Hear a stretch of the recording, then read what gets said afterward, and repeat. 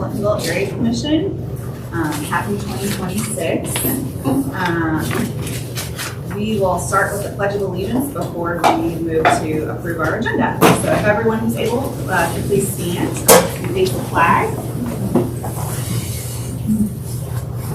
I pledge allegiance to the flag of the United States of America and to the republic for which it stands, one nation, under God, indivisible, with liberty and justice for all. Are there any motions to add or change anything on the agenda for the evening? I have one. I changed from the one that I sent out. I changed the Franklin County Auditor's Office will not be attending tonight. And then we wanted to have a small, for the zoning committee, a little small discussion about the Walhalla. The process for the Walhalla? Yes. Yeah, great. Any additional edits from commissioners? Is there a motion to approve the agenda? So moved. All those in favor? Aye. Aye. All those opposed? We'll proceed. Commissioner Moritz, would you like to kick off our district update this evening? Yes, Mark Moritz, District 6. A few updates.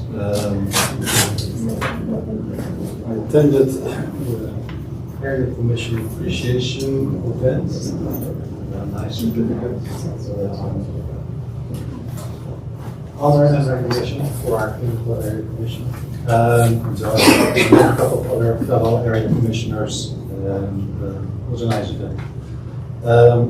The last meeting I reported on residents from Courtyard Estates that didn't know who the new owner was. There's now a new owner, and I think everything has been arranged, so that's good. I got an email from a resident at the Wanda neighborhood, so it's near North High Street and Morris. It's very difficult to get in and out of the neighborhood. Residents have been using an alley, but that was in bad condition, so I contacted about the condition of the alley. Together with Stacy, we found out that part of the alley was private ownership. So Stacy, on behalf of the residents, submitted a 311 claim or a request to code enforcement to ask the owner of the alley to improve it so that users, so that residents from Delaware can use it. That's it. Thank you.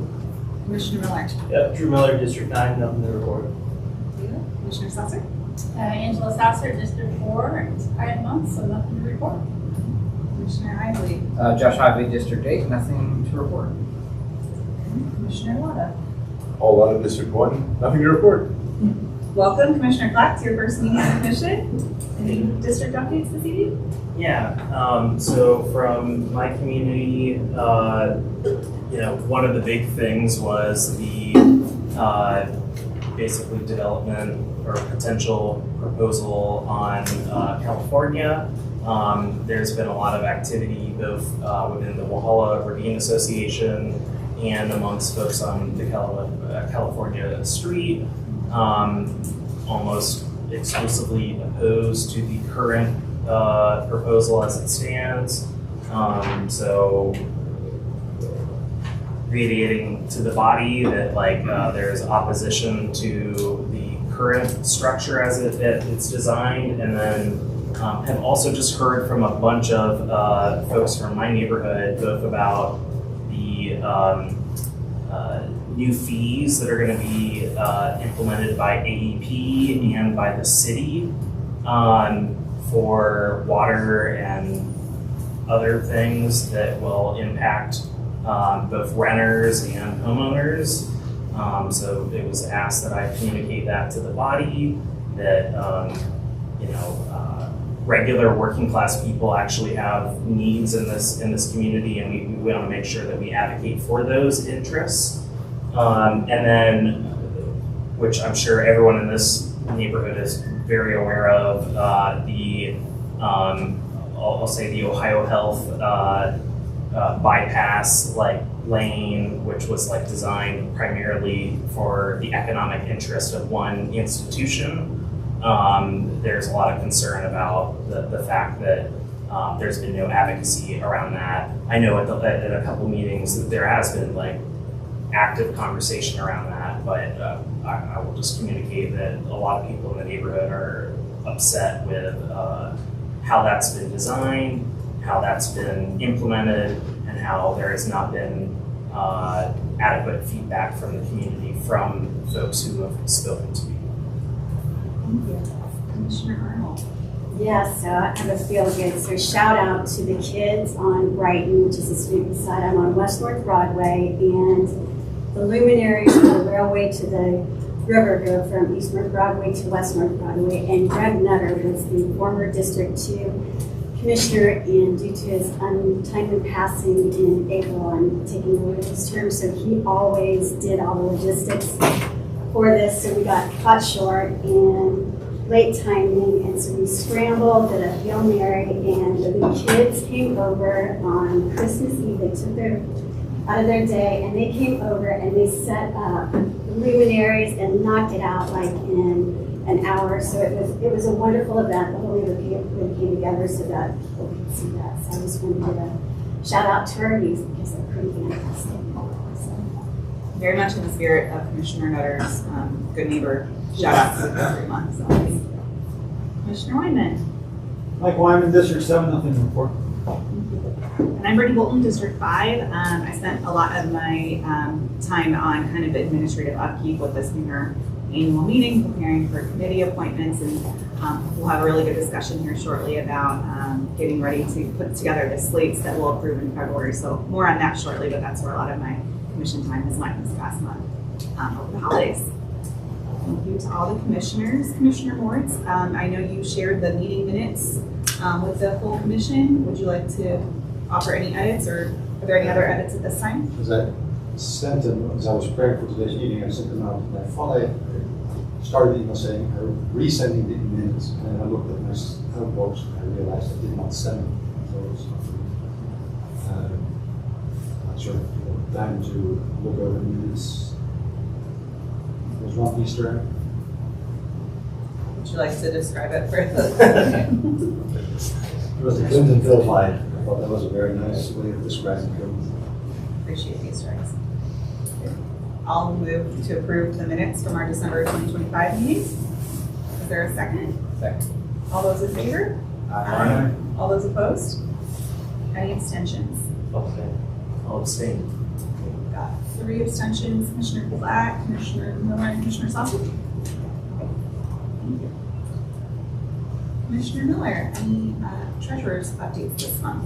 Thank you, Stacy, for sending over the tracker sheet. The fiscal year for our budget ends March 31st of 2026, and so we still have $1,422.07 left in our account. So, as always, I encourage our committees or our commission to find creative ways to use that money.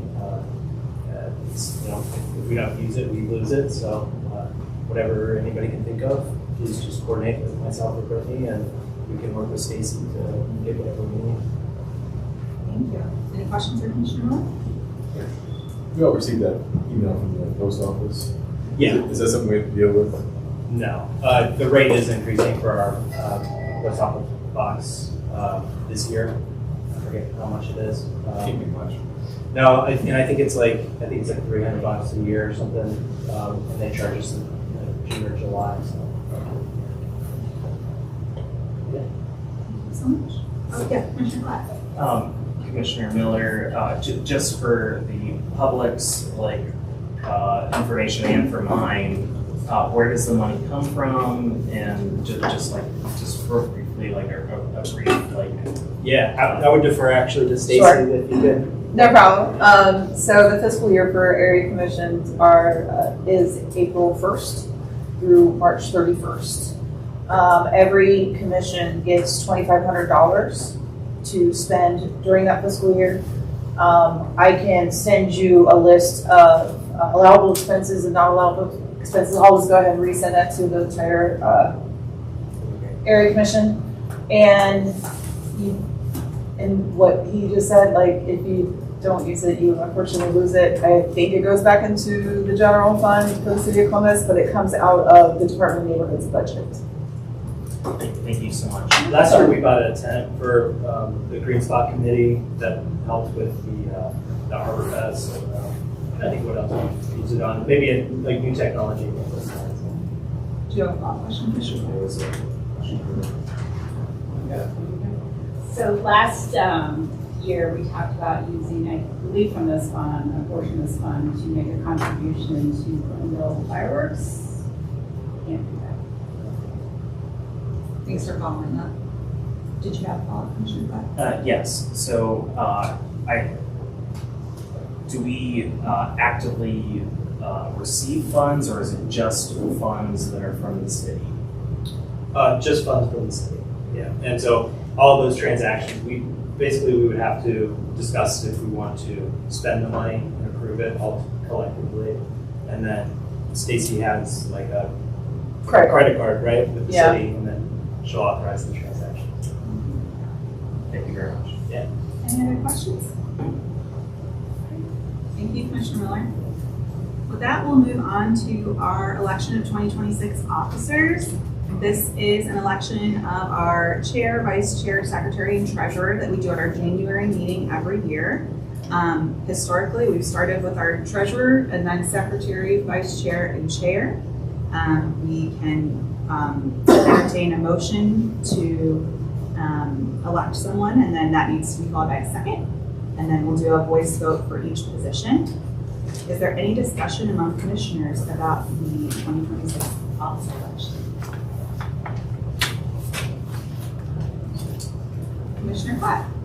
So it's something I've communicated to the body. I don't believe that this meeting has been held based on our own bylaws, and I'm concerned about moving forward on decisions outside of that, given that we have expectations of all sorts of different things that require us to follow rules. So if we're not going to follow it internally, I've got concerns about it, so I'll be abstaining from that. It's not an objection to anyone's being elected or what have you, but I do think that there is a fundamental requirement that we follow our own bylaws, and if we're not going to follow our own bylaws, then that's problematic. And so I'm just highlighting for the body and for the public that, so basically there is under our bylaws, a requirement that you have to have a 15-day notice to change the date for a meeting. That has to be publicly stated. It has to state the time, place, and location. None of that has been met to my knowledge. And so I'm concerned about that from a framework standpoint. And I'm worried that if we apply standards elsewhere, that if we don't apply it internally, that's problematic. And so I just want to highlight that I flagged it for this body. There was no action made to rectify it. There were some suggestions for how we could make this meeting meet those thresholds. Those were ignored, and so I want to just highlight that's where my vantage point of not abstaining for those votes. Great, thank you very much. And I'll, to Commissioner Platt, and I'll clarify that we announced the date change from January 1st, which is a federal holiday, to January 8th, which is today, at our December meeting. It was reflected in that meeting agenda. It has been posted that was over a month ago. It was then posted within that 15-day period to our social media page, our website, reflected on our Google Calendar, and sent out via email. So I think it's been widely spread throughout the community, and I have yet to hear concerns about the timing from any other commissioners. Everyone else understood when and where to show up, so we decided not to move forward with any additional changes. I also published it in the city bulletin the day after the meeting of last December. Are there any additional concerns or comments from other commissioners on this issue? Any questions from the public? Great, thank you so much. Any additional conversation among commissioners around our 2026 election process? Hearing none, I would like to move that Commissioner Miller continue serving as our treasurer. I think you've done an incredible job this past year. Always know to the extent exactly what's in the account, and are super communicative and responsive, and would love to keep working with you in that capacity. Thank you. I would accept that. Stacy makes it really easy. So, is there a second for Commissioner Miller as our treasurer? Second from Commissioner Moritz. We'll go ahead and do a voice vote. Commissioner Moritz, Yes. Commissioner Miller, Yes. Commissioner Saucer, Yes. Commissioner Higley, Yes. Commissioner Lotta, Yes. Commissioner Platt, I abstain. Commissioner Arnold, Yes. Commissioner Wyman. Yes. And I too shall vote yes. So 8 yeses and 1 abstention. Moving on to our secretary position, as he types furiously away, I would love to move that we continue having Commissioner Moritz serve as our secretary. Very similar comments about his work and attention to detail that I had for Commissioner Miller. But Commissioner Moritz is very timely with getting the minutes out. Sometimes they're in my inbox before I make it home from the meeting, and I greatly appreciate your attention to detail. So I will move that Commissioner Moritz continue in this secretary role. Is there a second to that motion? I'll second. Second from Commissioner Wyman. Commissioner Moritz. Love to continue. Thank you. Commissioner Miller. Yes. Commissioner Saucer. Yes. Commissioner Higley. Yes. Commissioner Lotta. Yes. Commissioner Platt. I abstain. Commissioner Arnold. Yes. Commissioner Wyman. I support that. I too will vote yes. 8 yeses and 1 abstention.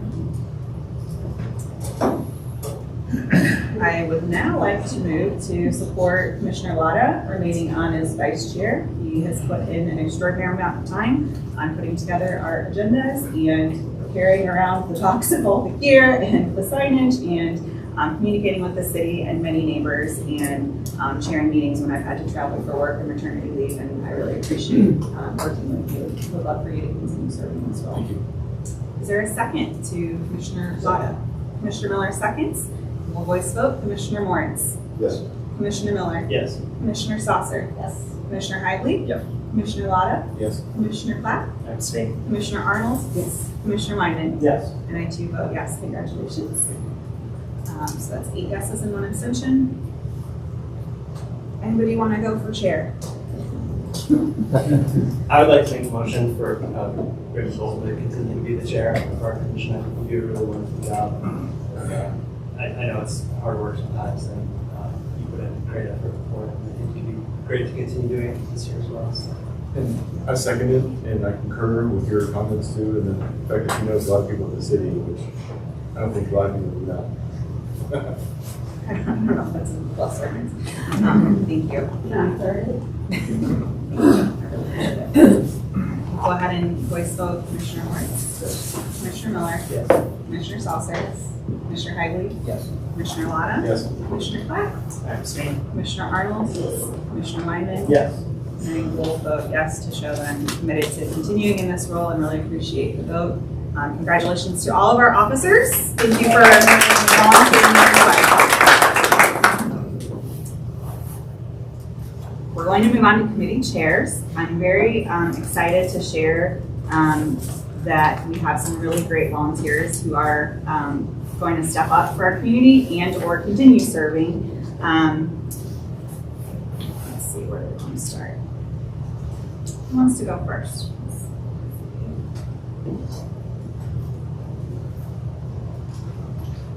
I've collected these and I'll share them out, Commissioner Moritz, for the minutes, but I've collected the bios of each of our incoming chairs that I would like to appoint as chair for our committees. So first and foremost, I want to share for planning and development. She's not here tonight, but Eliza Pendexter has been just an absolutely tireless volunteer, runs a monthly meeting that is full of a really robust committee that she has put together of folks who have great background in urban planning and design, long Clintonville residents from a variety of parts of the neighborhood, and one of them is Jacob Miller, who was very instrumental in many of the presentations that we saw over the last year. Really, really grateful for your commitment, and I'll just briefly read his bio into the atmosphere here. Jacob Miller has been a member of the Planning and Development Committee since 2023, and in his time on the committee, he has developed the CIP project concepts, drafted a 614 Beautiful grant application, conducted a crash safety analysis at High Street, presented recommendations on the North Broadway Trail crossing, and more. Jacob graduated from OSU with a bachelor's in city and regional planning and is an AICP certified planner, currently working as transportation planner for Burgess & Nickel, a national planning and engineering consulting firm. Jacob's lived in Clintonville since 2018 and is currently living on Dominion with his fiance and 2 cats. And I loved your presentation last month on the trail recommendation. It was fantastic. So it is within the purview of the bylaws for the CSE chair to appoint the committee chairs. Is there any discussion? No, I want to make sure that the full commission has an opportunity to comment. Is there a discussion on Jacob's willingness to serve in this capacity? I would just like to make a comment that Jacob, I've seen your presentations the past few years, and I think you really do a great job. And I think Clintonville's lucky to have you. Appreciate it. Thank you so I much. would concur with that statement as well. Thanks. I'll second it as well. Jacob, is there anything you would like to share with the commission about your willingness to volunteer? Yeah, I guess I can say a little bit. I just want to second that part about Eliza. She's done a great job as the chair of the committee. Since I started, I think we started at the same time. So she's been great. She's thankfully she's still going to be continuing to serve on the committee. So we're still going to have her as a great resource. I just think being the chair was a lot for her. So she's taken a more of a lighter role now. But I think we do have a great team as well. Like you mentioned, we have experts in urban planning. We have engineers. We have a couple of lawyers now, actually. So we have a pretty diverse skill set. It's a great group of people to work with. I haven't asked everybody to see, what their interest in serving next year will be. So we'll still have to put together that slate. But I think most of them will be returning, and we'll have a great group. And I'm looking forward to working with all the commissioners to be the resource for you guys whenever it comes to these types of issues. I think we've done a good job of balancing, helping out with those long-term planning things like zoning or other city initiatives, but also trying to be kind of a quick response team when it comes to things that pop up like the North Broadway crossing or High Street safety issues that we've had. So and try to provide some facts and information for you guys that you can make your decisions based off of. So yeah, that's hopefully if you guys approve it, then I'm looking forward to starting on. Thank you so much. Additional questions? Wonderful. Thank you for your leadership, and thank you for also reminding us that Chair Pendexter, outgoing Chair Pendexter, will be on the committee as well. I failed to mention that at the top. The next committee that we'll cover is zoning and variance, and thrilled that Chair Stephen Hardwick of countless years, I don't think they're listed here, serving in this leadership capacity is willing to continue doing so. And I'll read Stephen's bio.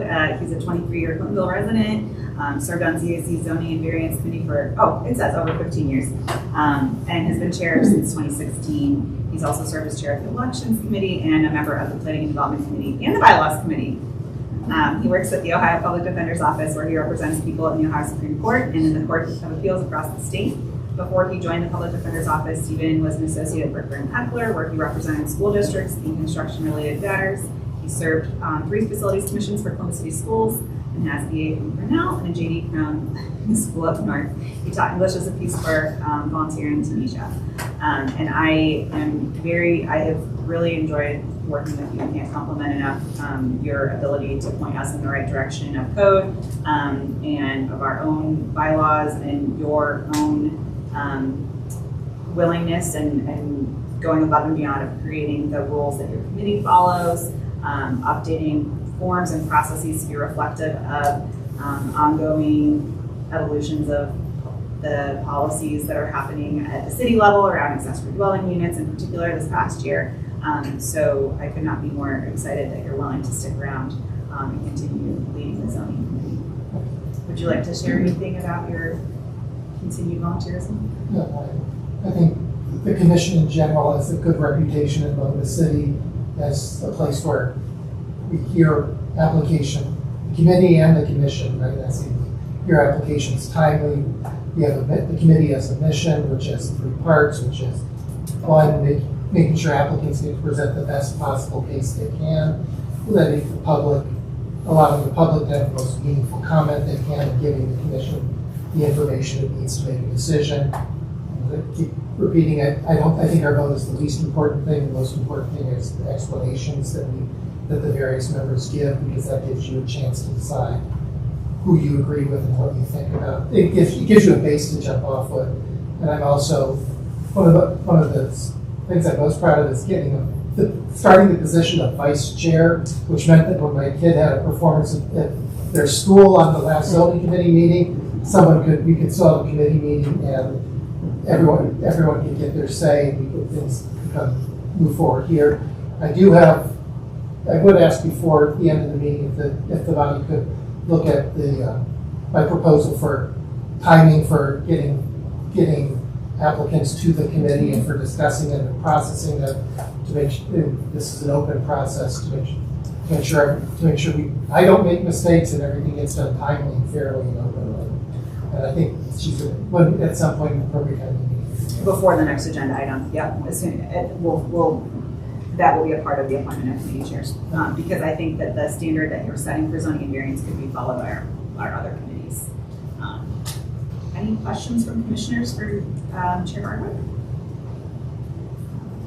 Other than I appreciate the job that you do. It makes my job easier. The final chair appointment that I'll make this evening is to our elections committee. Melissa Dahl served as our chair this past year, and she is not able to be here tonight, but we are in regular communication. She pivoted on a lot of different topics that came up over this past year that were outside of the normal kind of procedures, including a special election when we had a commissioner pass unexpectedly. So really cannot say enough about how hardworking and committed she is to always improving processes and transparency. For sake of fairness here, Melissa was born and raised in Columbus and has lived in Clintonville since 2014. She has served on the election committee since late 2019. She's an attorney at Nationwide Mutual Insurance, where she leads the affiliated sales and distribution legal team supporting financial product sales. She's volunteered as a mediator at the Columbus City Attorney's Office in their evening mediation program. So I would like to continue having her serve as our elections chair. Commissioner Platt. I just want to speak to Melissa Dole's professionalism and astute legal opinions as it's developed. So I couldn't speak more highly about her professionalism. So support her continued spot in this role. Thank you. Any other comments from commissioners? Wonderful. So these are chair appointments. So these are all in effect this evening. Before we talk about the process for filling out the slates, I will make a note. I don't believe, is Ryan Foshi hiding back there somewhere? Okay. I can't quite see everybody's face. So we have two other committees that we have not yet finalized the chair role, and I hope to do that at our February meeting. One is the Tech and PR Committee, which helps out with updating website and social media. Our current Tech and PR chair has been Lee Lynch, with an assist from our recent Tech and PR chair, Ty Colbert, who did it for many years, but since has moved out in the neighborhood in the last year, has just really been helping out of the goodness of his heart. Lee hasn't quite responded to my inquiry yet, so I'm not 100% sure whether they have capacity to continue on. If they do, I would love for them to keep working because they've trained up kind of across all our platforms and are aware of how to log into everything and the frequency of updates and all of the sunshine laws. So I would love for them to remain in that role, but I just need to confirm that before I can make that public. That outreach has been done. And then on our Green Spot Committee, our Green Team, I have to train myself, we are going to anticipate being a month behind because co-chair Ryan Foshi has been in this role for years. He plans to continue staying on the committee and helping kind of succession plan, but is looking, they had their annual meeting their quarterly meeting this week, I think. He's looking for someone else to step into that chair role. So he is hoping to have a name that we can review next month, and then their slate will have to be approved in March rather than in February with the rest. Any questions on that before I talk about the rest of the slates? Any questions from the public? Yeah. Did you vote on Melissa? We didn't vote. It's just chair appointment. So. I thought you voted for everybody. No, everyone just expressed their general support. And I think because she wasn't in the room, they didn't do that. But across the board. Thank you for checking. So the committee slate process. Chair Hardwick sent me, and I downloaded this from Google Drive because I struggle with Google Drive. So this is the version you sent me this afternoon. And I will preface this with zoning and variance is uniquely tasked with voting on items in a way that our other committees are not necessarily tasked with voting on. And that's why there is additional scrutiny and specificity here. But I think that the timeline that Chair Hardwick has developed would be really useful for our other committees to consider adopting, because we're in a quick turnaround to try to fill out the slates, present them to the commission, and then vote on them at February 5th meeting. So that's the context. Chair Hardwick, if you would like to describe this in your own words, I don't want to speak for you, but I think it's a great process. Well, we started to get more formal when Commissioner Wyman pointed out that all he was getting was a slate of names and had no idea what he was voting on. So we started to get bios presented, and then we had a confusion one year about whether someone had applied or not, and we decided to try to make it sure that that never happened again. And also, I can't bring you a slate in advance and email and get all your comments because that would violate open meetings rules. So instead of that, we put in a fail-safe, which is I consult, sometimes it's by email, sometimes it's by phone with the chair and co-chair, and ask them if they have any thoughts or concerns before I then tell people I'm going to present you to the commission next week. We try to, and we have a cutoff if people apply. I think it's a hard cutoff if I don't receive the application by 11:59 p.m. on Friday the 23rd. Then we can't consider it unless we don't have a full slate. So in the past we have had continued interest from the people serving on it. I don't want to discourage anyone from applying. I have not polled anyone to see if they're reapplying. And I think we also want to make sure that every committee has the opportunity to invite new volunteers as well. So we will encourage this process and timeline to move forward, and perhaps each committee chair could reach out to their current committee members and ask that they express interest in continuing to serve by the 23rd. And we can also at the same time simultaneously promote to our website and social media that we're accepting volunteers to our committees. They're not all constrained to the number the way that zoning and variance is, so we can have a lot more folks volunteer, for example, on Green Team. So I would suggest that coming out of this meeting, we follow this timeline across elections, planning and development, and zoning and variance committees, and promote widely. And if folks have their own listservs, you're welcome to obviously encourage folks from your own neighborhoods as well. We try to get as much diversity on each committee as we can from all of our districts. To encourage folks to contact the chairs directly by that Friday the 23rd. And then we'll convene over that weekend and bring the slates to the February 5th meeting. Are there questions? Yeah. Question for Chair Hardwick.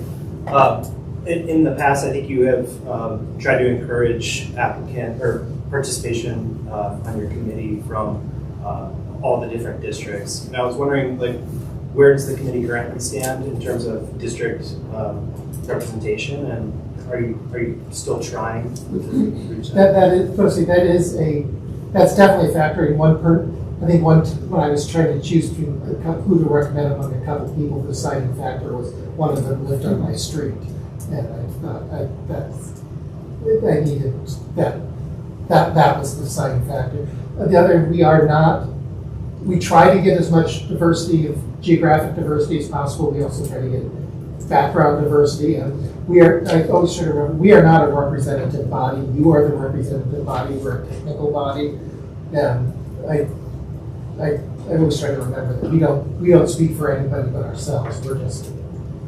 We're kind of like your clerks. We try to get you the information you need. Maybe a magistrate, I don't know, something like that. And I would request a vote on this. This comes from our rules. And just so you know, we have our rule. One of the things at the first committee meeting with the new members, we'll go over our rules, and then we will come back to you and propose our rules for the coming year. think that's important because the commission decides our rules, and I also request a vote on this, if you can, just so that it has so that this is the commission's rules I'm following, not my rules that I'm following. I move to approve this timeline and process for selecting our zoning and variance 2026 slate. Is there a second? Second. Commissioner Hively seconds. Commissioner Moritz? Yes. Commissioner Miller? Yes. Commissioner Saucer? Yes. Commissioner Hively? Yes. Commissioner Wada? Yes. Commissioner Platt? Yes. Commissioner Arnold? Yes. Commissioner Wyman? Yes. And I too will vote yes. So unanimous support, and thank you for putting this together. Jacob. Yeah, I just wanted to ask. Chair Miller, gotta get used to that. So obviously, we don't have to necessarily follow this exactly, but That's we're gonna follow the same timeline. But then, do we need an affirmative yes from everyone interested? For that. So even people that are on the committee, because that was the confusion last year, they need an affirmative yes. They We want to need be a on. yes. Okay. Yeah, we need a yes by January 23rd if you Okay. can. That way you can let us know. And we will simultaneously promote on our website. If you're comfortable with us directing folks to your email, or if you have a different one you want to use, just let me know offline. And we'll make sure we use the preferred method for folks to just reach out to you directly. And that way, if they have questions about the committee, you can answer those too. I'm less worried about the January 23rd deadline for your committee than I am for zoning and variance. I'm just gonna say that. We've had times when, either afterwards or sometimes even in the middle of the year, people show up to a couple of meetings, which, anyone's allowed to show up to a meeting and provide input, but then they ask to be on the committee midway through. So what's the process for that? I assume they have to wait until the next. We could take it up as an item on an agenda at a future commission meeting, a mid-year appointment. I would love to not have a bunch of one-offs of those because it would bog down the agendas, but you could do that perhaps if there's a group of folks that start to become regulars and want to volunteer in a deeper capacity. Okay. I'll note for everybody who's here tonight, you're already engaged in coming to an area commission meeting, so clearly you care about your community. Thank you for being here and would love to have you serve on a committee. It's not quite as much time as the chairs put into, and the vice chairs, Vice Chair Hop up there, taking care of the minutes and the agendas and all of the back and forth, but you can serve, and it's typically a monthly engagement, sometimes less. Elections committee in particular needs to overview the rules and then meets a little bit more during election season, but does not meet necessarily monthly throughout the year. So it's really not a huge time suck, and we can always use more volunteers. Currently, we are quite thin on elections and tech and PR, so would love to have more community members represented. Any questions from neighbors about committees? Okay. Feel free to follow up with any of us offline. We're happy to answer. Congratulations to Stephen Hardwick and Jacob Miller. Thank you.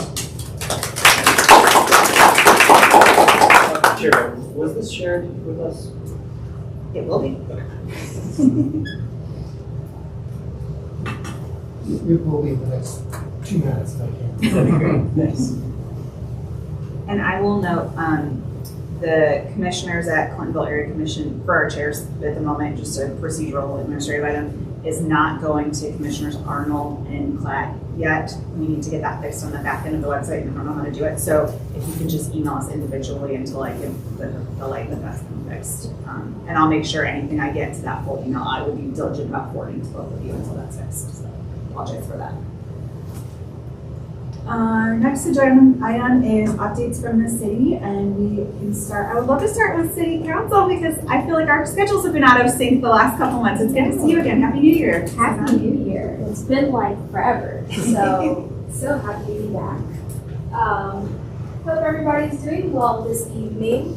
I'm Suzanne Chow. I'm your liaison to Columbus City Council. So we have a couple of really exciting things. So first, we do have a new council member for District 7, and they will be sworn in tomorrow, actually, and that is actually open to the public. I believe the RSVP timeline has already closed by now. It was on the 5th, but if you really, really would like to attend, feel free to reach out to me and I'll see what we can do about that. But she will be starting her first meeting on this upcoming Monday, the 12th, and I will be there as well.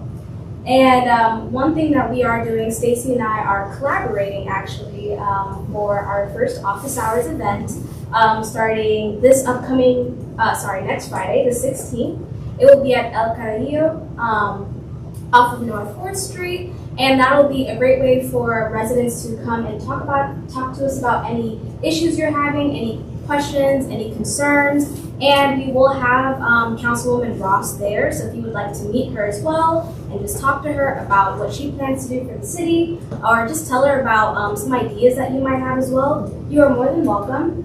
We have RSVPs, and you're also encouraged to come in as a walk-in. Here's one of the flyers that Stacy brought in, so if you would like to know more details about it, please do grab one of these. And there's also mini versions too, just to make that easier for people to carry around.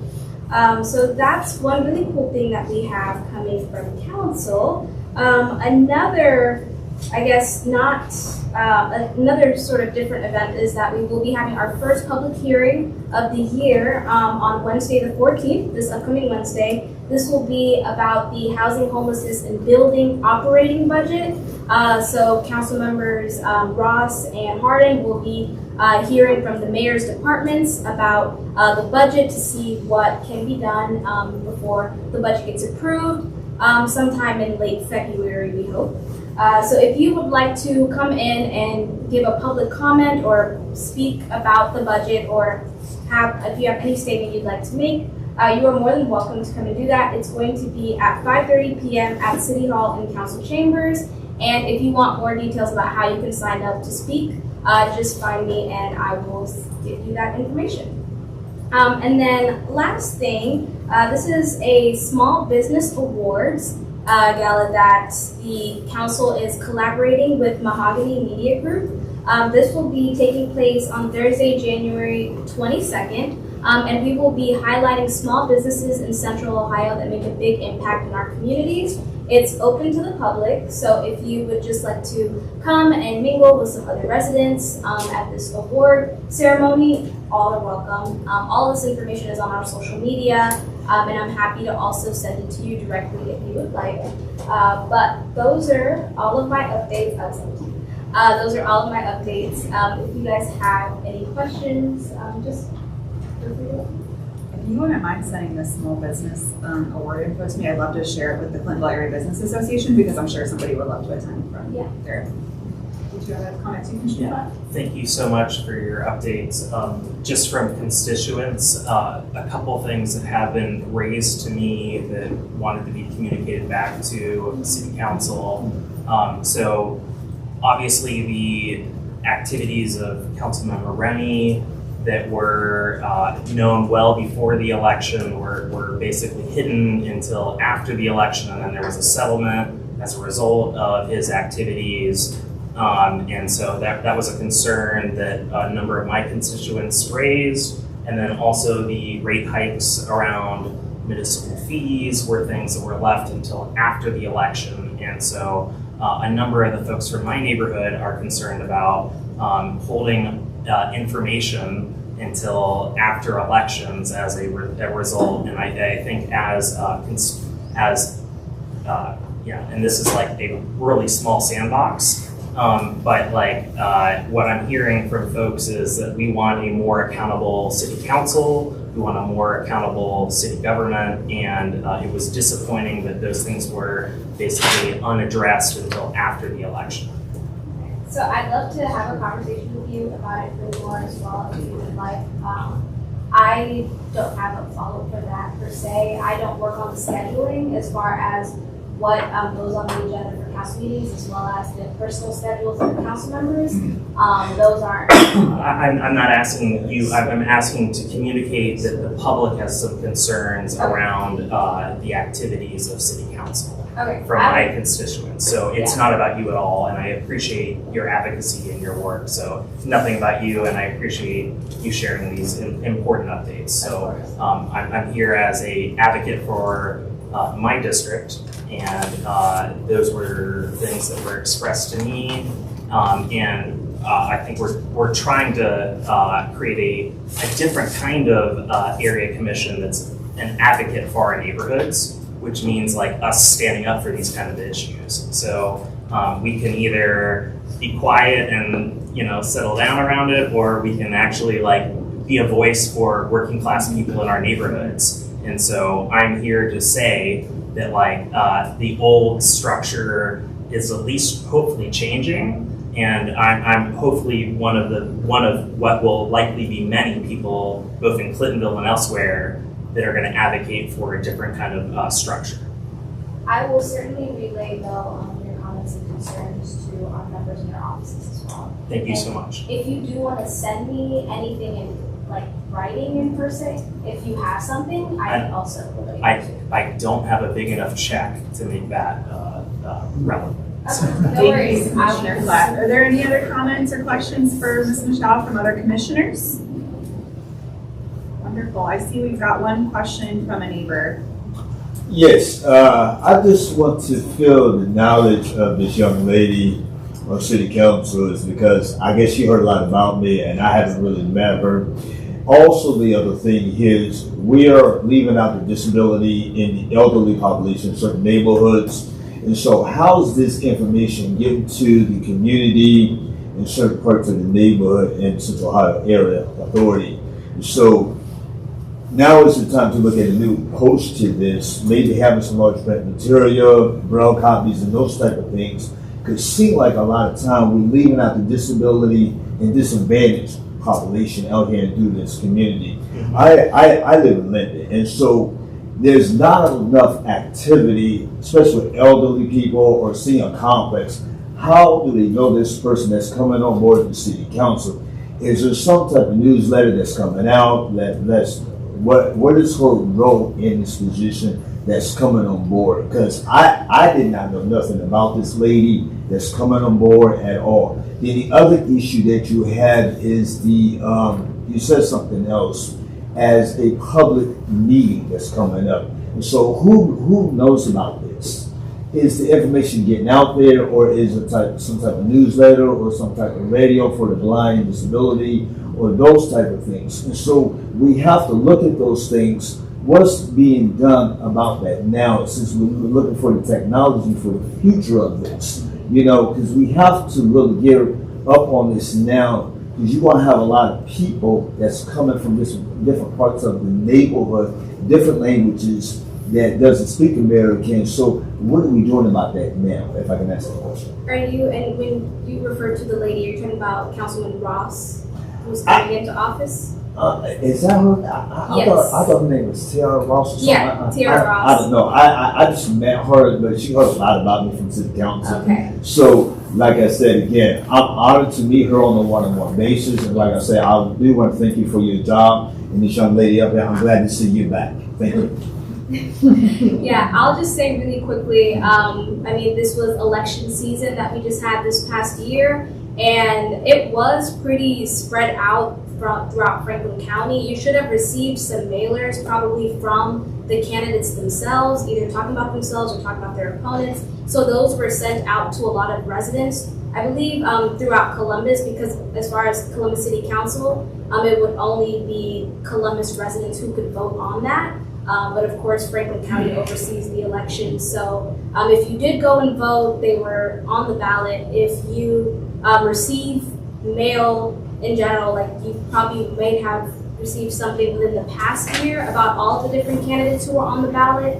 If you came to, I want to also say there was a lot of public events that some nonprofits and also some political organizations were throwing as well to talk about different candidates, and they had candidate forums and all the things. A lot of social media posts coming from the candidates themselves, as well as individuals who supported them. So there was different methods of communication, and I believe a lot of candidates went to different area commissions as well to talk about themselves in public meetings. I'm not quite sure which ones they all hit. But those were just a few different ways that candidates were making themselves known for last November's election. But most of them, we knew they were running since the primaries, which were last spring. And so I will say, like, our team doesn't handle elections, so that's what I know of, at least. And then as far as the public meeting, her swearing in is tomorrow. That was posted on her social media. And then as far as the event coming up next week, we do have some print media over here, and we have spread it out in a newsletter to different residents if you signed up for them. But I'm happy to send information to you directly and also hear out any other methods that you would say are pretty good. If I could just say one little thing, is because we are looking at now some type of technology for the blind, and also some braille copies, and also some large print, because I do believe a lot of the times y'all missing the niche of this. And so even my wife is totally blind, and so if I take her to city council, she doesn't know nothing about this. And so if we can start looking at those things as larger print material and braille copies, I don't know if that's in the works of that, because when people go to area commissions or any type of community event, you have to have something that somebody can read and see, or something like this. That up there, I can't hardly see that. And so, something have to be a little larger. And so I would emphasize that more clearly into a lot of meetings, because sometimes older people cannot see. And so when we look at these things, we have to look at the technology of this. So thank you for your time. Thank you. Thank you very much for the comments, and I think we've got one more before we move on, since Well, we're I a little just bit wanted behind. to tell the gentleman about the Central Ohio Radio Reading Service, which reads the newspapers for the blind. It's a totally free service, and they give you, well, I'm a little out of date on what they have to give you to get their programming, but it is an excellent reading service that the blind use all of the time, and they read all of the dispatch and read grocery coupons and neighborhood newspapers and all that. Could you name that one more time so we can put it in the Central minutes? Ohio Radio Reading Service. Radio They're Reading located Service. out on West Broad. Thank you, former commissioner. All right. Thank you so much, Ms. Michelle. We appreciate being here tonight. We also have Ms. Stacy Buttrell, but I always say it wrong. I always emphasize the wrong. Oh, it's Biddle. It Biddle. doesn't even That's- look I like knew. how Okay. it's, Happy ridiculous. New Year. I think my ancestors. Ms. Biddle is from Department of Neighborhoods. Thank you. So some of these things have already been shared. Regarding your remaining funding, I do want to stress perhaps turning in purchases like this month or next month, because a lot of times area commissions, we have 21 of them, wait until March, and that sometimes bogs down our fiscal department, and it may not be able to be processed, and that might fall onto your next year. So just if you do have purchases, let me know as soon as you can, and we'll make that happen. Let's see. The full year 2026 area commissioner training schedule should be finalized this month. It's on the director's desk right now, and she's going to have to do final approval. However, I did send out, was that today? Yesterday? Don't remember, recently. City Attorney's Office training. It's online via WebEx. It's Wednesday, January 28th from 6 o'clock to 7:30. You can enjoy the training in the comfort of your own home. But you do have to RSVP so that you can get that link. They'll send that link to you, and then you can join. The training involves the Ohio Sunshine laws, public records, meeting decorum, guidelines for social media use, and property action team functions. I did, literally right before this meeting started, I forwarded to you a email that was sent out after I left the office today, maybe 5:30 or so, about the Columbus Growth Plan. Is someone from Zoning here today? Is this here on the agenda? Okay, so I'll just say what I know, which is good bunch. But definitely review that. I know it's on your agenda for discussion. I think what it says is that their first public hearing on that is next Monday. So review that email if you could. And then it said, according to the email, they did adjust some of the plan according to commission feedback and neighborhood feedback. So it might look a little different, but again, we'll do that on your own time. And if you have anything that you need from me, I'm going to ask if it's urgent, make sure you get it into me by maybe next Wednesday, because I will blissfully be on vacation for a week. I am not checking my email, but I will certainly serve you before the end of next week, and then when I return. So just want to let you know. So, other than that, I'm finished. I'm ready for questions. When and where is the Monday meeting on on this road. Can I ask you to write down your email? I'll forward it to you as soon as I sit down. Are you gonna send something out, because I have your item on your email list? I can do that. I can absolutely do that. Can I do it I'm tomorrow? happy to- Fine. This email does not say. Say what? Monday evening, Columbus City Council will hold its first reading of Columbus growth strategy. It doesn't say where or when. No. It's at the council meeting. Ah. So at literally 5 at City Hall. It doesn't say that, does it? Yeah. I'll add that too. I'll go ahead and forward that and say, so at the city council meeting at 5. Yeah. It's in on the council agenda. chambers. It's what? It's on the agenda. So Gotcha. it's not anything special with its own meeting, but it's just a part of the regular meeting. This is our website, link at the bottom. It takes you directly to there. Website!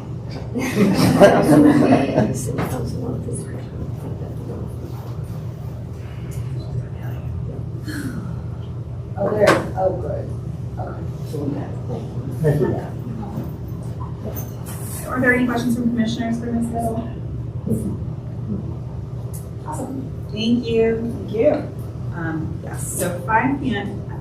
So was there not someone from zoning here after they requested to be on all of our agendas?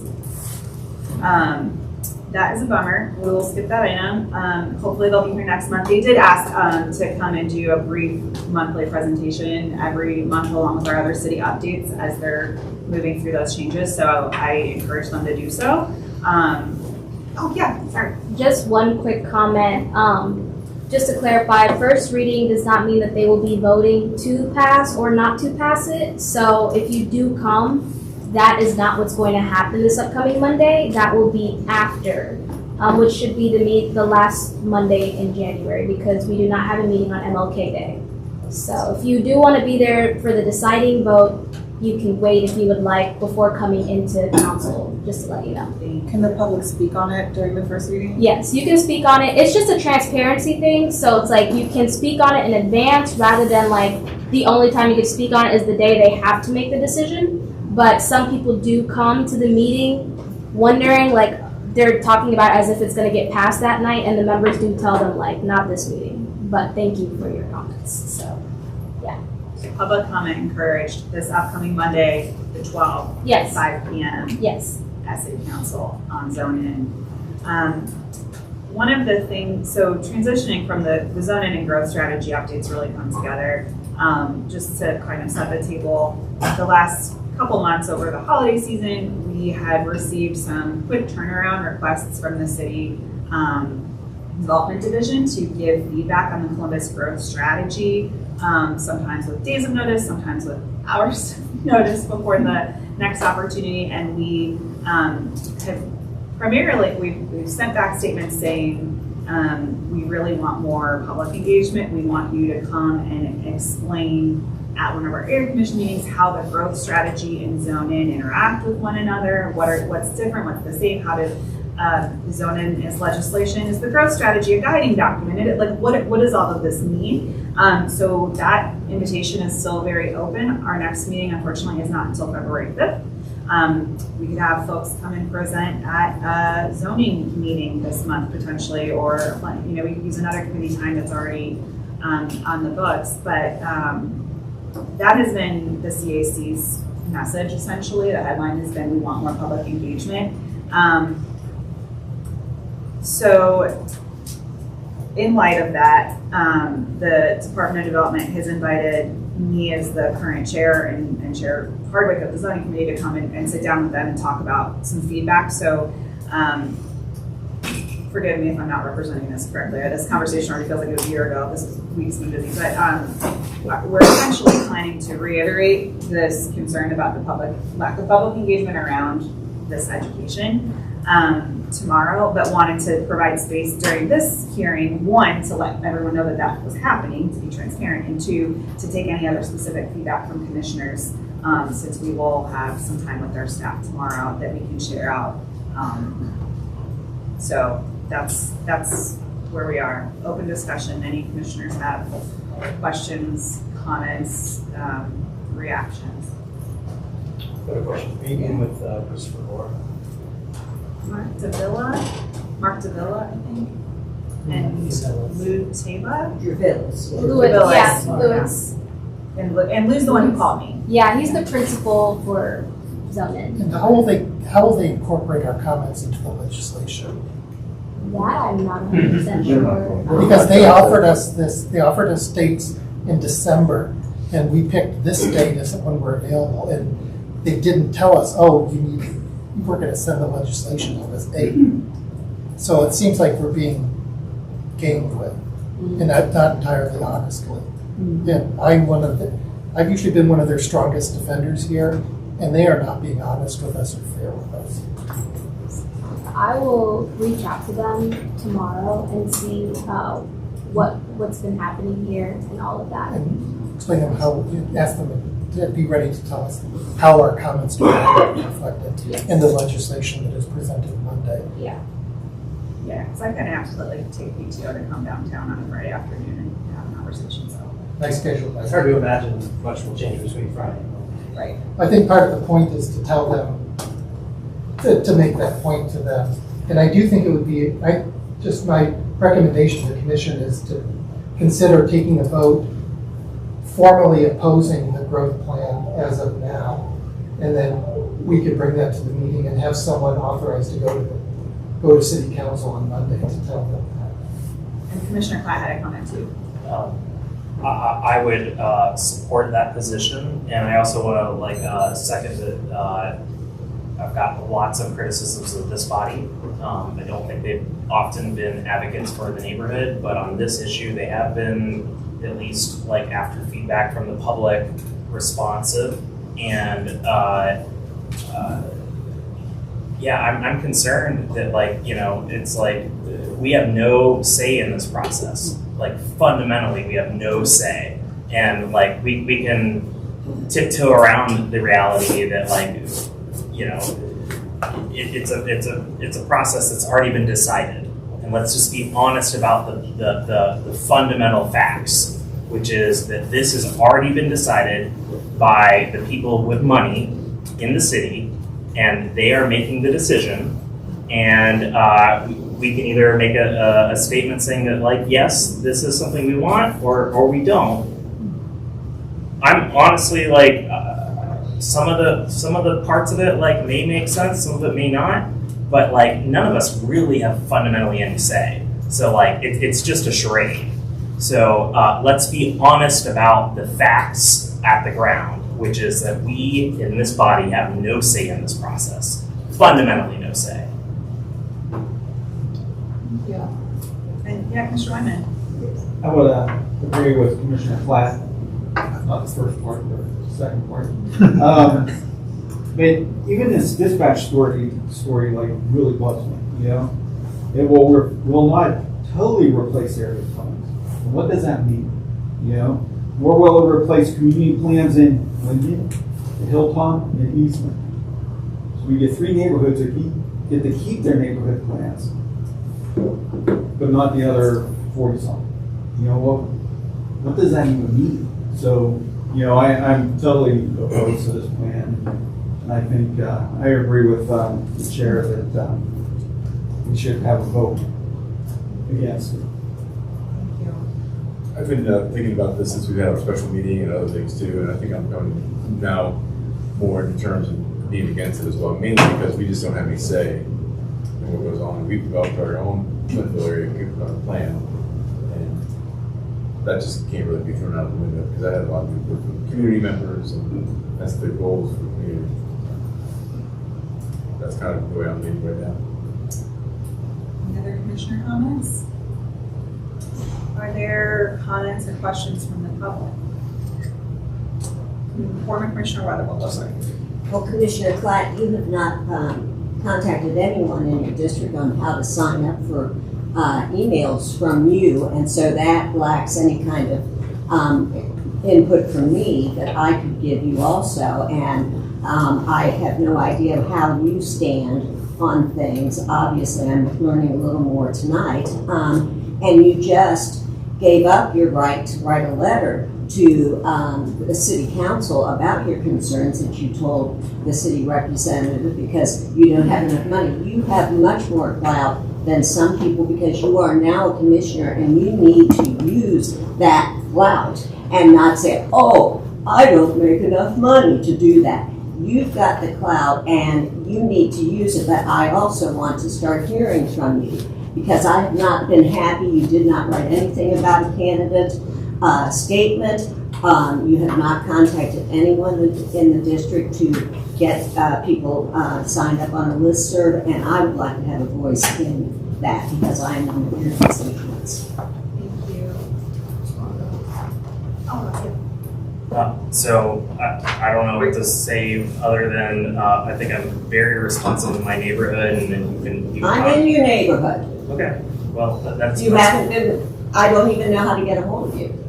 If after this, I'm happy to give you my number and my email. I think great. that was popularly elected, have been an advocate, and have lived in the neighborhood for 31 years. So I've lived here 40. All right, everybody. Perhaps two of you could connect after the meeting. Thank you. We've got one more public comment before we move on. Sir. Yes, Mr. LaFayette, George Walker. I do want to thank this young lady for the zoning process. I will speak as myself. I was heavily involved in this. And because of Linda, the way it looks today, I went over and over more when they have this open comment, went downtown 111 Front Street, and somebody went by section, by lot. And I'm here to tell you, this was torn down. I created a whole bunch all up and down Cleveland Avenue. And I would say for myself, because I live in Linden, and there was another partner of my wife, we spent time and time because when I purchased my home, I saw the opportunity, I saw there was a need. In Clintonville, I don't mind living over here, but I want High Street to be like Cleveland Avenue. If that's more with taller buildings, infrastructure, more housing, more retail, that's what we don't have. And so I'm a person of interest, and I was heavily engaged in this, and I feel really good for what I had done for my community because I see what the building's going to come before they come torn down and all this. And so, yes, we did lose the grocery store. Yes, we did lose a couple of eating restaurants in the area. Now it's time what I call it a new change in the new jazz club because that's what we need to bring back the older population, to bring some new life into that area because what we see now, we are going to get, just like on South Hamilton Road, where they closed that Kroger store on South Hamilton Road, where now it's going to come some type of community center. And so now is the time for a change. People might not like it. I had talked to one other individual in South Linden. He doesn't like it, but like I told him, a change is coming, and that's what we need. Thank you for your time. Thank you very much for your comments. And I want to clarify too, I think a lot of the commissioners are supportive of a lot of components of zoning and the growth strategy. It's the process for public engagement around how these things fit together that has been lacking in our community. So we're all very different in our opinions on what growth should look like. And I don't anticipate all of us to agree on every element of it. But we do want the opportunity to bring our neighbors in to provide great comments like that. So thank you. I want to keep our agenda moving since we do have official business and votes to take today. We're going to move along, and there should be additional time for public comment if we get through our zoning agenda. I'm sorry, Chair Bro. Oh, I'm sorry. Yep, Commissioner. I have a question. I think Chair Hardwick made a suggestion. I'm sorry. Yes, thank you. Is there a motion on the floor to express Clintonville Area Commission's opposition to the Columbus Growth Strategy? I'll make that motion. Is there a second? I'll second it. Commissioner Wyman made the motion. Commissioner Platt seconds. We'll do a voice vote, and I will provide a simple statement to the Department of Development. Commissioner Moritz. Just what does yes mean? Yeah, a yes Yes, vote. we oppose, or no, we're A for? yes vote means I support Clintonville Area Commission's opposition to the Columbus Growth Strategy. Period, full stop. I'm not writing a full letter. We're going to keep it simple this time. Would you prefer, we can have discussion before we vote, Columbus Growth Strategy process?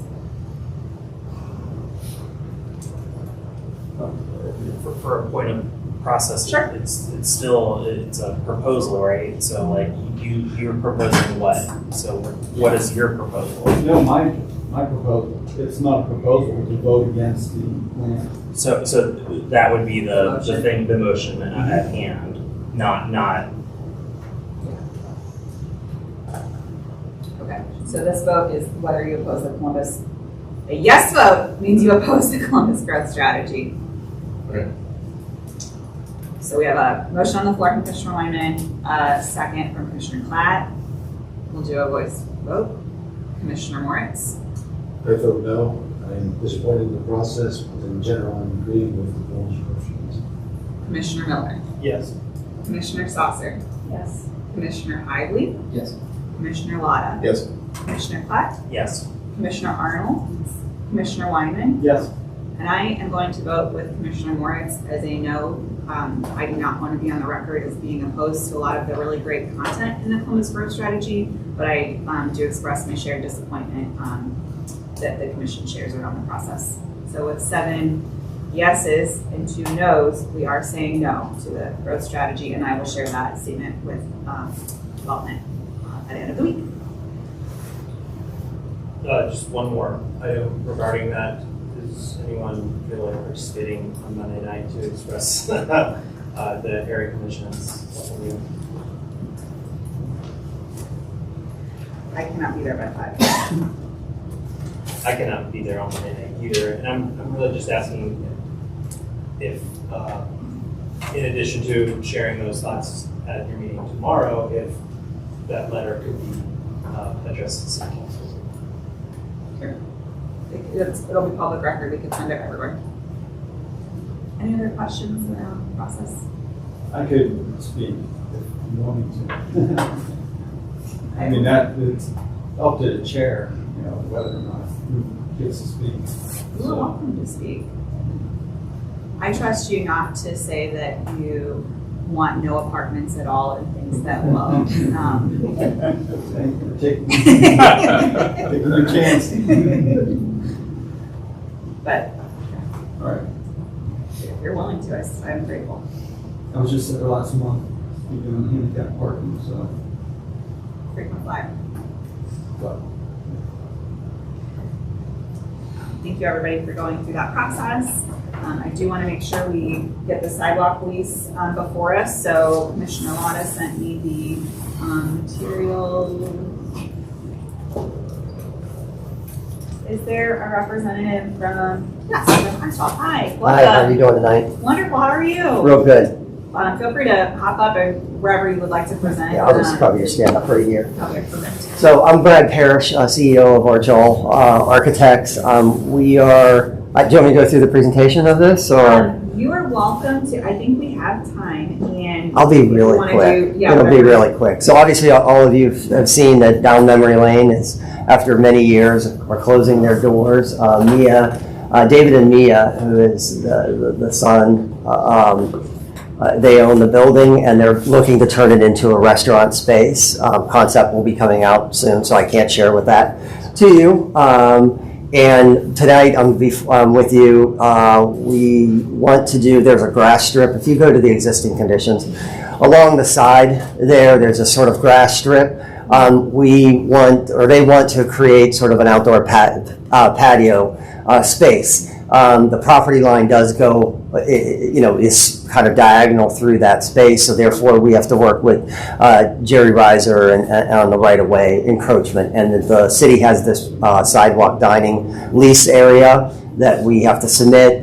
During that process, they said, we need your certificate of appropriateness to make this happen. So that's why I'm here today, is to get that the certificate. And I can answer any questions from there. But the design of it is, we cannot put something permanent. It has to be so we can't just pour concrete in the right of way. So that's why it's showing as a decking material at this time. And it's meant to be not a very big space, but just a place to pause and have some dining outside. So. Can you confirm this is Como Ave, not High Street? It's going up Como, and we're going to have to deal with some of the grading that's going on there. But in concept, this is what they're kind of looking for. Okay. Are there questions for the architect from commissioners? Commissioner Wyman? So the existing sidewalk remains? The existing sidewalk remains, yes. Yeah, this is only the grass area that's there. And we're gonna, we're doing new windows and really kind of cleaning up the building, tuck pointing. It's a great old building. There's good bones to it. Even the tin ceiling in it, from a concept for the restaurant, we're gonna try to keep it and salvage it. So really excited about it. Go. Commissioner Clark? I'm just excited. As someone who has gone into that business throughout my life, I was sad to see it go, but I very much appreciate that we're not bulldozing it and putting some kind of high rise there. So I'm just very thankful for the thoughtful activity, and also if there's one thing that Clintonville could use is some other restaurants. And so I'm very thankful for that being something that's being considered, and appreciate that that's the direction it's going. Additional questions or comments from commissioners for the applicant? Yes, present. Are there any questions from neighbors? With that, I will move that the CAC offer a support for the sidewalk dining lease area for 3250 North High. Is there a second? Second. Commissioner Hively seconds. We'll voice vote. Commissioner Moritz? Yes. Commissioner Miller? Yes. Commissioner Saucer? Yes. Commissioner Hively? Yes. Commissioner Lada? I have to abstain. Commissioner Clapp? Yes. Commissioner Arnold? Yes. Commissioner Wyman? Yes. I too will vote yes. We have 8 yeses and 1 abstention. I guess a point of order procedurally, did we receive a form at all, or I'll just submit a statement? Do you have a form that you need? No, it's probably just a letter or something that typically works, and then we'll submit it. So I'll send the letter your way. I'll Yep. make sure everyone on the CAC has a copy of it. Thank you. Okay, wonderful. Any additional questions from neighbors about that item? Great. Congratulations on your project. Thanks for. Thank you all for your time tonight. And Vice Chair Hoff is going to present the zoning and variance item before us this evening. Thank you, Commissioners. My name is Michael Haw. I am the Vice Chair of the Clintonville Area Commission Zoning and Variance Committee. Chair Hardwick asked me to present this evening as he was not present at the last meeting. We held our meeting at Clinton Heights Lutheran Church on December 17th at 7 p.m. There were 7 committee members present and 2 absent. We had 2 items on our variance agenda. The first being for 5020 North High for an application to renovate the existing building and site for a dispensary. The applicant is seeking 2 variances. One for on-site parking to allow an existing drive aisle between the principal building and North High Street, and second for screening to allow the dumpster screening to be located between the principal building and Arbor Village Drive.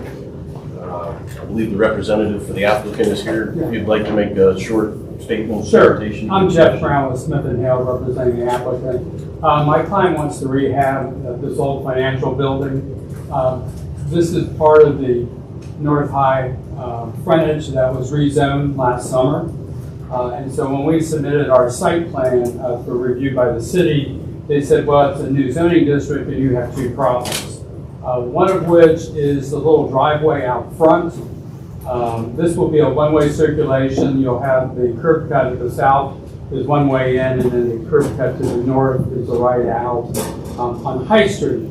And I went back and looked at the aerials, and at least going back to 85, that driveway was there, but the city says they have no record of it, so I need to get a variance in order to keep it. We need that for the circulation so that you can go around the building and exit to the east because you won't be able to make a left on High Street. The second thing is, unfortunately, because we have 2 street frontages, the city says we have 2 front yards, and even though our dumpster is behind the building to the east of the building, they consider that a front yard too. So we are meeting the screening requirements and everything, but the new code says you can't have a dumpster within the front yard setback. So that's the second variance. Thank you. Are there questions for? I will add. Yeah, please. We had no members of the public comment on this application. The committee did recommend approval of the application by a vote of 7-0. And notes from the voting members of the committee were that a hardship of being fronted on two sides by main streets was a hardship for the dumpster variance, and there was also comments that maintaining that drive between the principal building and High Street assisted the circulation, and that was an appropriate hardship to not allow left turns on the High Street southbound. Thank you. Are there questions for Vice Chair Ott or the applicant from commissioners? I just have a comment. I'm really happy to see this building being renovated, maintained. Obviously traffic at High Street, this is just north of Chick-fil-A, it's a nightmare. Not surprised that there's a right in and right out here. I understand the hardships, they're pretty clear here. In support of the community's decision. Not my district, but district adjacent.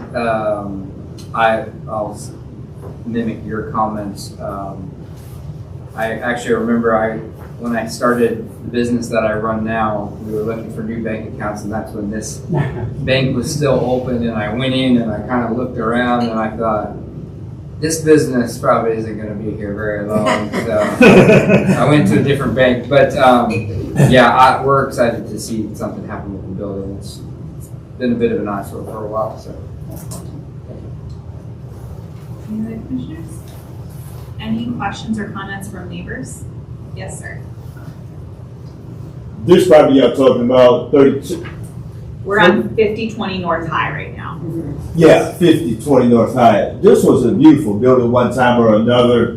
But my main concern, if we are getting ready to turn this into a dispensary shop, let me say that again, a dispensary shop, I would like to know what the operating hours going to be and how long it's going to remain open.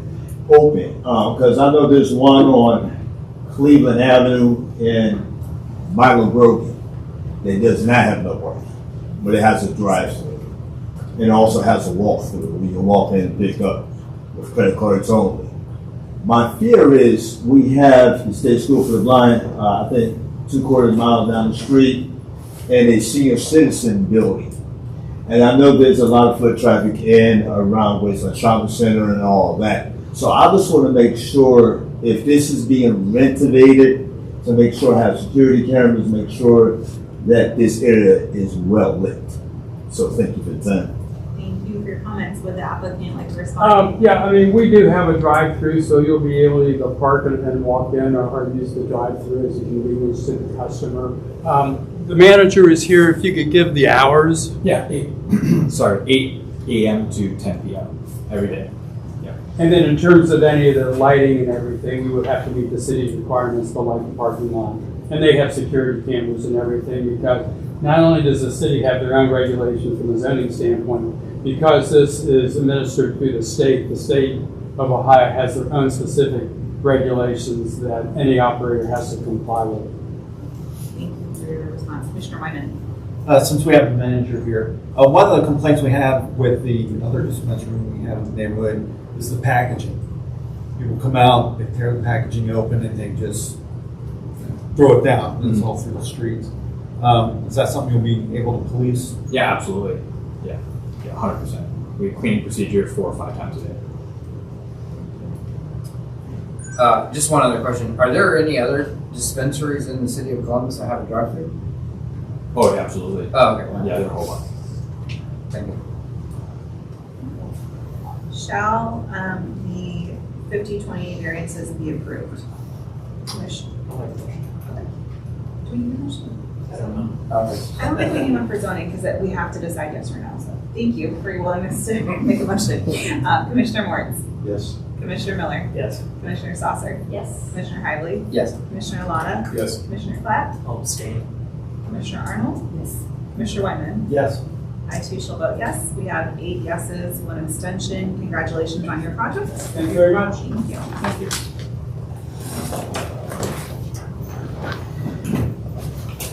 next item will not be voted on tonight, but Vice Chair Hall, would you like to kind of share a status update on what we're? We did have one additional application on our agenda last meeting, and that was for 146 Valhalla. The applicant has requested not to be heard this evening. I believe that's pending some updates to their application and their site plan. I did request that you leave this item on the agenda just mostly for a discussion of what the next steps would be. There was a significant amount of neighbors and members of the public present to comment on the application, and I did specifically receive a question that they wanted to be aware of the process and they could express and have their input on it moving forward. Now, typically, as the Zoning and Variance Committee has already heard the application, the next step would be coming back before the commission here. In other times, when we've had expected significant changes to an application that the Zoning and Variance Committee has already heard, the commission has chosen to send it back to the committee just to have additional public comment, especially in cases where there's a significant amount of public interest. So I just request respectfully if you guys have a discussion and about what your preferred procedure for the applicant would be, whether that's to come back before zoning and variance or to just present their updated application to the full commission. Do we have a sense of the timeline for when they might bring back the updated version? I did not receive any from the applicant. Chair? No, I've not either. And I don't think, as far as I know, it could be tomorrow. My guess is probably it could be months. I tend to worry about creating extra administrative burden with construction timelines in Ohio weather if we don't need to. But I will say there was significant concern among neighbors, and I think it would merit more discussion among neighbors through an extra zoning hearing if there will be significant changes to the project. I do want to caution, I don't know that there will be significant changes to the applicant's proposal, but at the time of the zoning meeting, we had not seen city staff, particularly traffic's comments on the proposed plan. Between then and now, we have received it, and as of the current plan, city's traffic was not in support or wanted to see some changes. So I would anticipate that there would be at least some changes to the application to comply with city traffic's comments. I think it merits the extra layer of discussion of the zoning committee hearing, but I would love to hear what other commissioners think. Yeah, I would just open it up to anyone from the public who has concerns around this. I know that I've been contacted by multiple people about this particular project, and so we do open it up to the public after commissioners get an opportunity to comment. Okay, so I guess my position would be that the neighbors' position on this is something that I would be my North Star on this, and if folks are organized in any position on it, I would lean as a commissioner to my neighbor's position on it. Any other questions or comments about this from commissioners? I have a comment. I agree with Commissioner Flatt. I would say just from a procedural standpoint, if there's going to be significant changes to the plan, that it should go back before the zoning and variance committee. What was the vote on it? We haven't yet made a motion. But No, I mean for the zoning variance, what was their vote? I don't know that if we have significant changes, I don't know that it's pertinent what the vote was. I know there were significant safety concerns expressed by members of the public to the current plan, but the current recommendation from the zoning committee was a no. Any other questions from neighbors? I will move that we. I'm sorry, did I miss Did you say neighbors? Go ahead. Yeah. Go ahead. Not, you don't have to be a neighbor of the resident. I just use that as a general. Neighbors. From the public, yeah. Right. That just sounds so from the public. I like to say.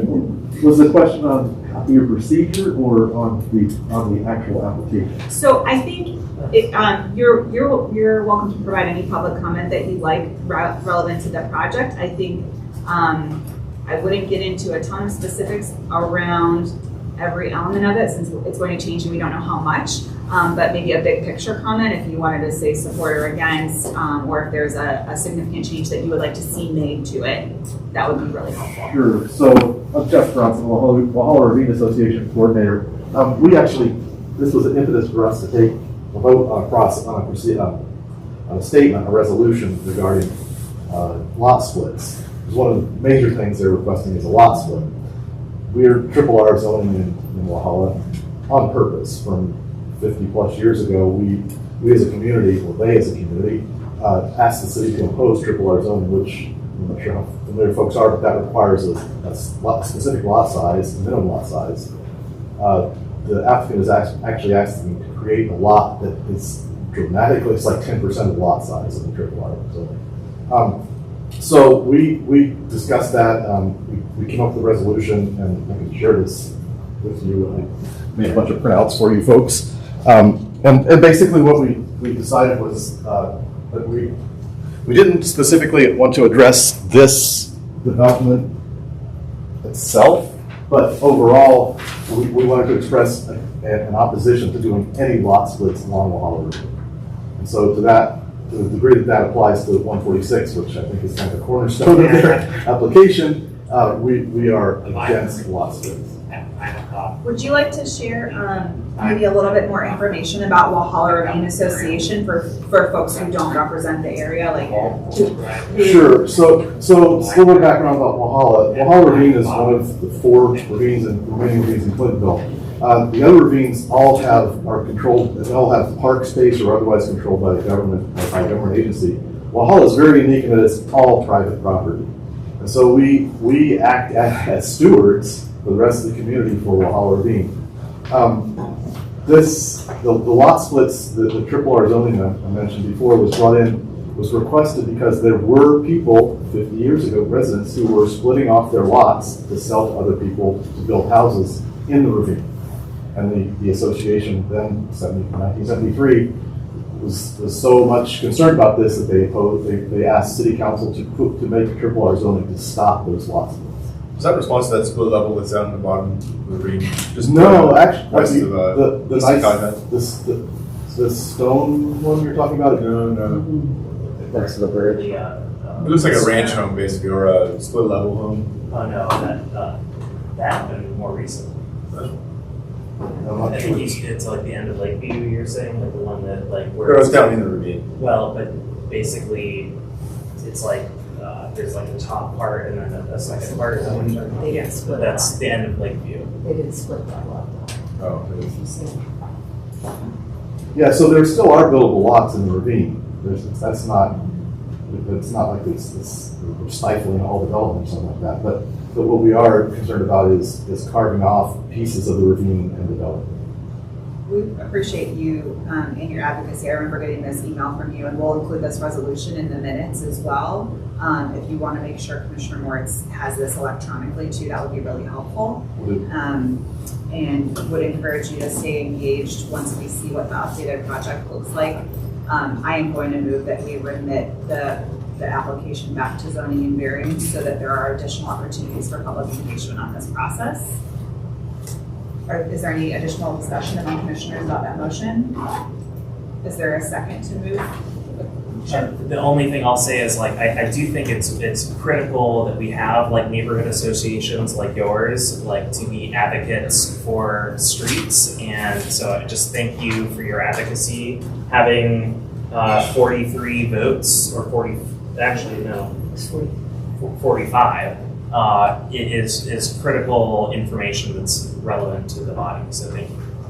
Can you clarify 45 votes on the resolution? Correct. Thank you. Let me just make one comment. The applicant did ask to be removed from the agenda tonight. I know we haven't really talked about specifics, but I'm not certain that I understand the need to vote or make a motion. So there's not a need to vote. They asked to be removed from the agenda, so there's no vote among the commissioners about the application itself, but we have the ability to make a motion through parliamentary procedure that the substantive changes to the application are remitted back to the Zoning and Variance Committee for review so that we can receive a recommendation from the Zoning and Variance Committee as a body, and then we can make our vote on the updated application. So my motion is that we remit the current application back to the Zoning and Variance Committee when the applicant returns. Okay, thank you. Yeah, absolutely. Is there a second to that motion? I'll second. Commissioner Ryman.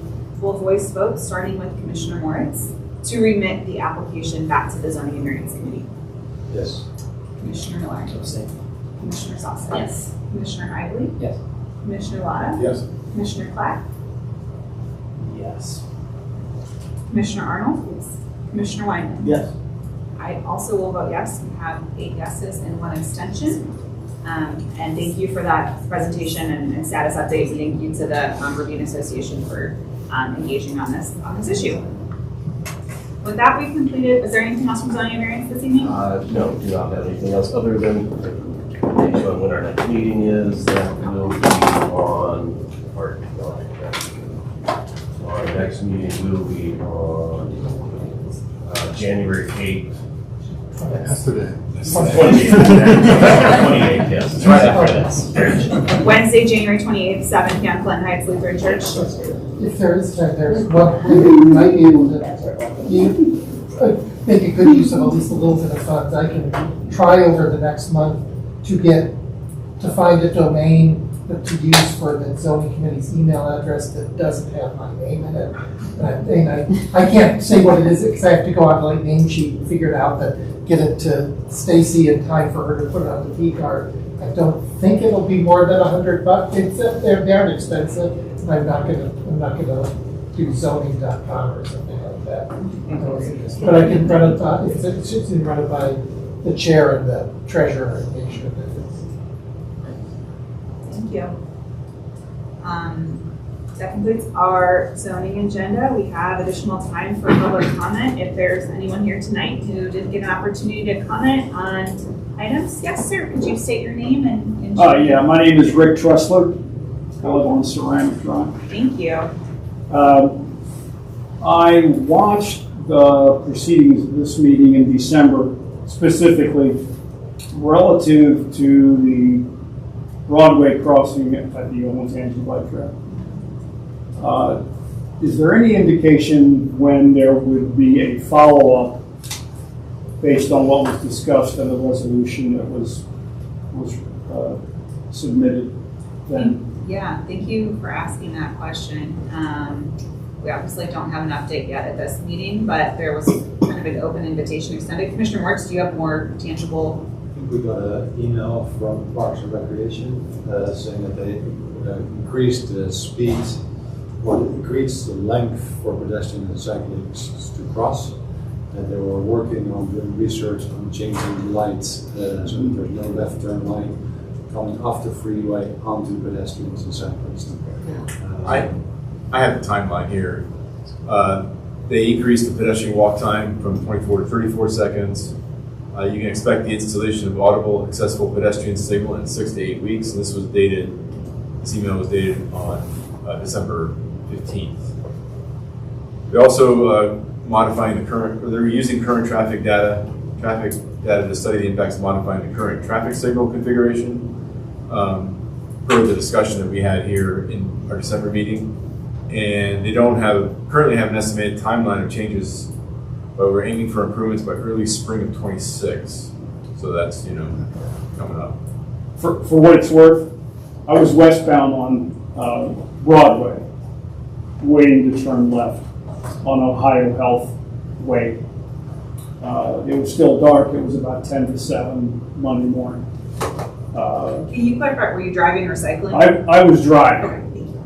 But I was stopped at the left turn signal, and I observed the cyclist waiting for the walk signal. That cyclist got the signal and was proceeding across to continue southbound, okay? And there was a car coming down the off-ramp from 315 South to make a left turn to go eastbound on Broadway, and the two nearly met.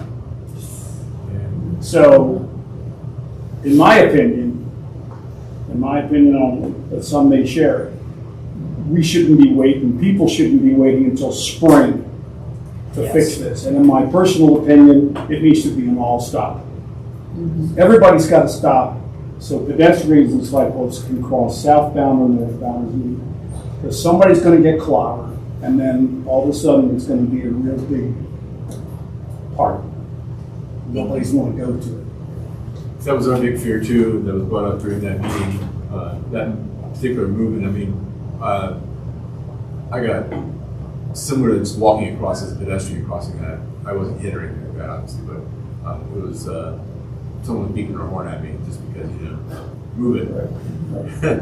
But one of the things that they discussed, and I don't know if this is a possibility or not, but was to change the signaling so that left turners on eastbound Broadway, if you go to 315 North, would have a green arrow at the same time that pedestrian crossing is working.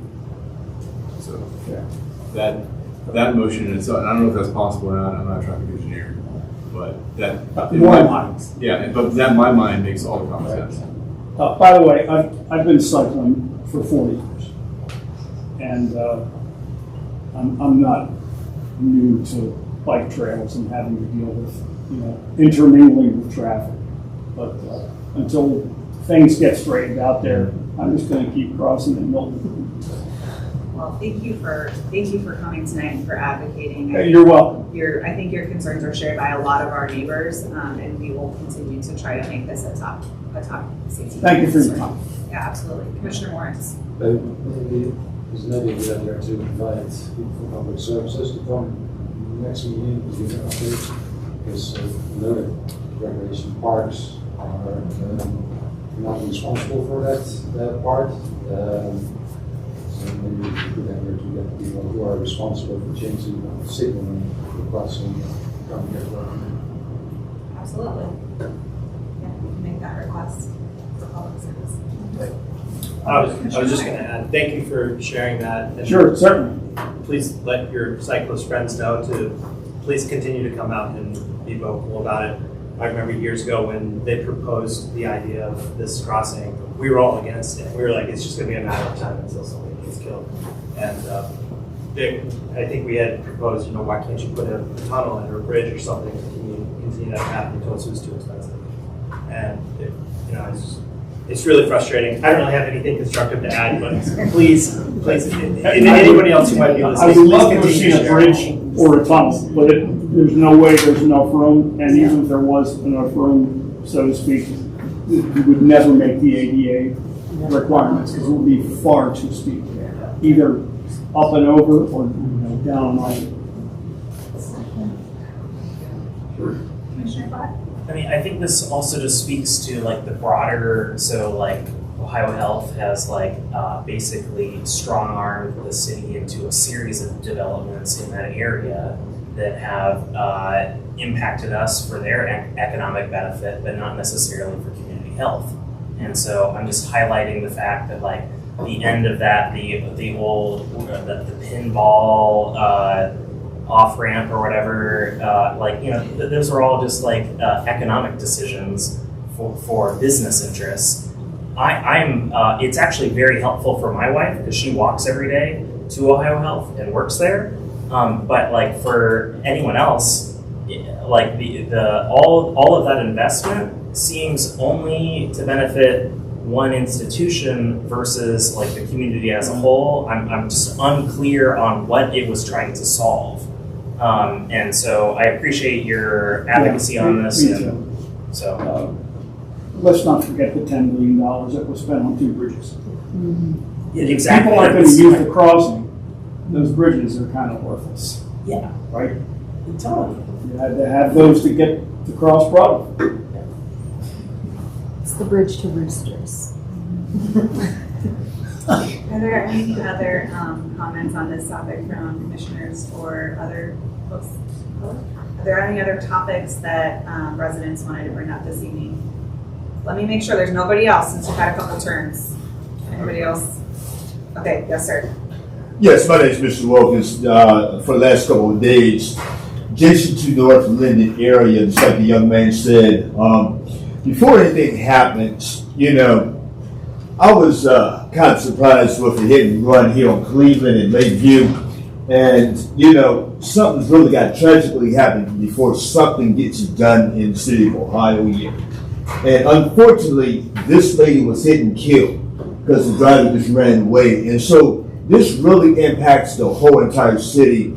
If this has been discussed about before they put this Moby place in, right across the street from Little Caesars, the pizza place, and right across the street from that is New Southern Baptist Church.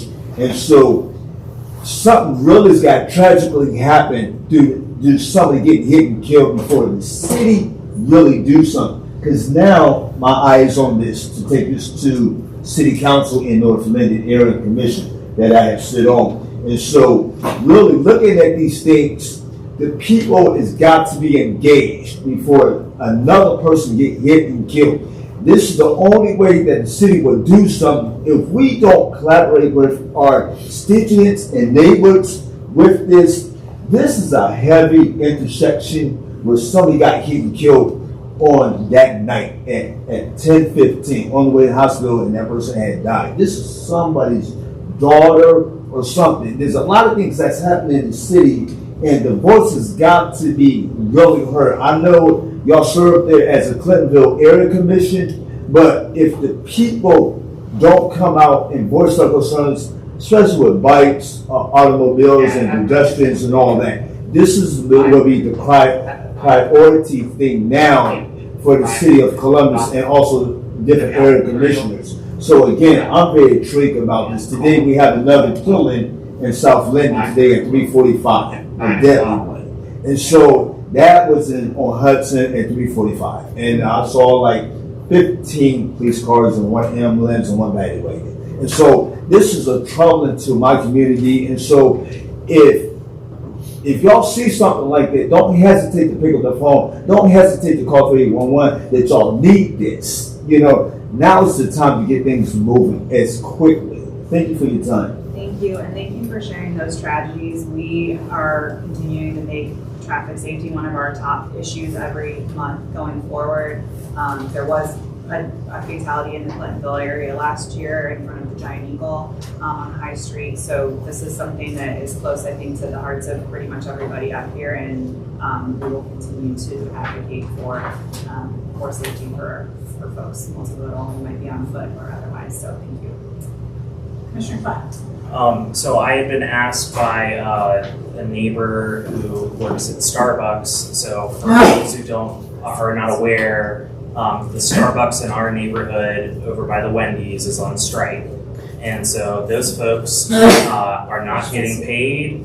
They so like if you go in there and purchase something, you are crossing the picket line. And as someone who believes that like everyone deserves a voice on the job and dignity and respect at work, I highly encourage folks not to go to that Starbucks, which already is problematic. I'm sure has been a discussion in earlier periods here due to traffic issues. But we have an obligation to our neighbors. And if our neighbors are not able to eat because they can't get a voice on the job at the work, I encourage everyone here not to go to that Starbucks until the labor settlement is solved. And I will continue to report on any strikes that occur in our neighborhood, just so that the public is aware of what our neighbors are struggling with as they try and get a voice on the job. When did that start? It started like maybe 3 weeks ago. Thank you for sharing. Any other? Yes, please. Hi, my name is Molly Brinkman. I've lived on East California for more than 23 years. You brought up the safety and traffic that's so important to the community. I wanted to invite you to come join me on a walk, or tour the area. I have something I would like to share with you. Just and my number, and my number on once. I have some with my number and email. It is, the line of sight of this area is very difficult and dangerous as it is.